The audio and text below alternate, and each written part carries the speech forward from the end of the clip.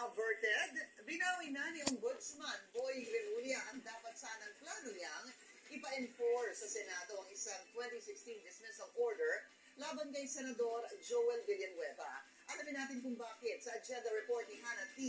Live mula sa Senado. Hannah, ano nangyari? Mukhang nakuryente ang Office of the Ombudsman matapos ang report kanina na magpapadala raw ng sulat si Ombudsman Jesus Crispin Remulla kay Senate President Tito Soto hinggil doon sa pag-enforce ng isang 2016 dismissal order laban kay Senator Joel Villanueva.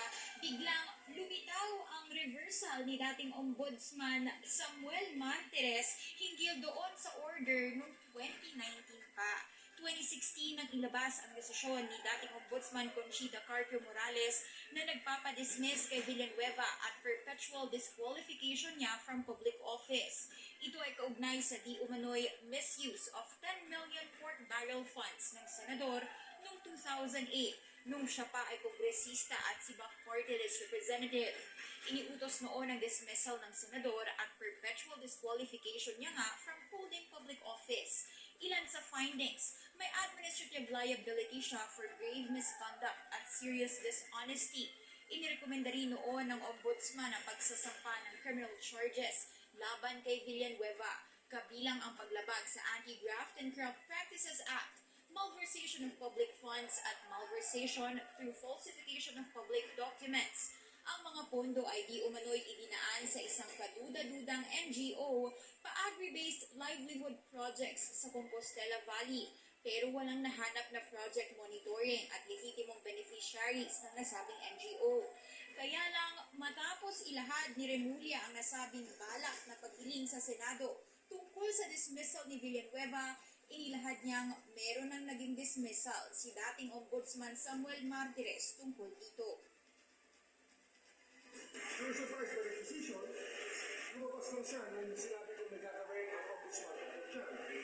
So, it's a surprise secret decision. Ka lang.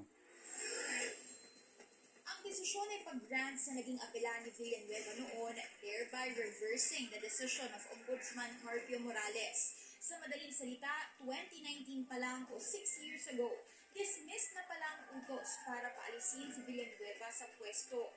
Ikinagulat ni Remulla ang tila biglang pagkakasulpot ng desisyon dahil over the years, wala naman daw nakakaalam sa naging reversal. Nobody was raising that issue before. Joel Villanueva kept quiet through all the years. Ombudsman Martires never spoke about it. Diba parang secret decision siya?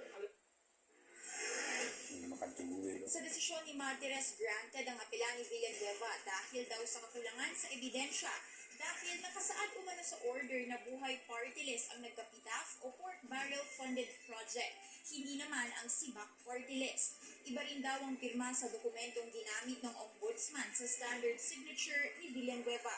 Hanggang ngayon, Pinky, sinusubukan pa rin nating makakuha ng full document nitong naging desisyon noong 2019 dahil gusto sana nating masilip yung mga detalye nito, pero hanggang ngayon wala pang nailalabas na dokumento ang senador maging ang ombudsman. At kanina sinabi nga ni Senator Joel Villanueva na inasahan na raw niya at ng kanyang kampo ang posibleng harassment at fake news. Thank you.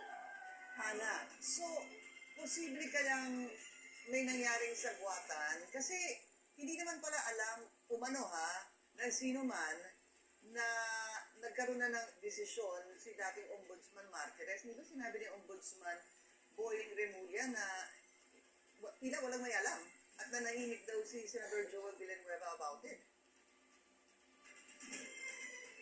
Pinky, yan din yung tanong kanina kay Ombudsman Remulla at sinabi niya no na nobody even in the office itself of the Ombudsman yung nakakaalam nitong nasabing desisyon. Pero hindi niya direktang nasagot yung tanong no kung meron nga bang sabwatan, pero ayon sa kanya, iniimbestigahan nila kung ano nga yung nangyari. Pinky.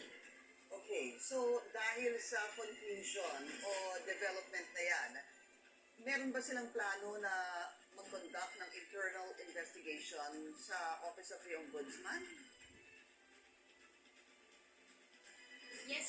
sabi ni Ombudsman Remulla, pag-aaralan daw nila itong lumabas nga na 2019 decision kasama yung internal investigation within the office at maisama ko na lang din, naglabas ng isa ring proof itong si Senator Joel Villanueva na tila mukhang endorsement ng Office of the Ombudsman noong 2019 sa Senado sa parehong taon tungkol nga doon sa naging desisyon ni dating Ombudsman Samuel Martires. So sinasabi niya sa Senate media na mukhang ito nga ay isang proof na totoo at nangyari itong naging 2019 desisyon. At bukas, sasalang dito sa Senado yung Office of the Ombudsman para sa isang budget hearing at inaasahan nating mapapag-usapan itong naging issue nga sa naging 2016 dismissal order against Senator Villanueva. Sinubukan natin siyang tanungin kung haharapin niya ba si Remulla tungkol nga dito sa tila confusion. So far, wala pa siyang sagot sa atin, maging kung hihingi ba siya ng public apology mula kay Remulla.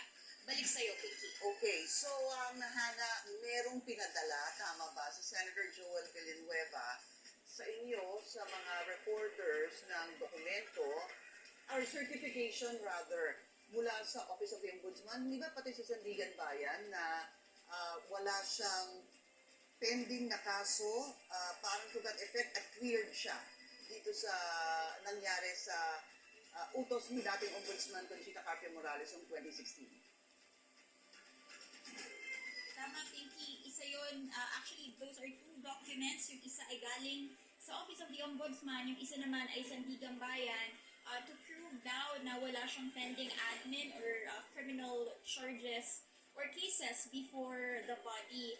At tinanong natin kung bakit siya nanghingi ng clearance kasi makikita doon sa papel na this September siya humingi ng request.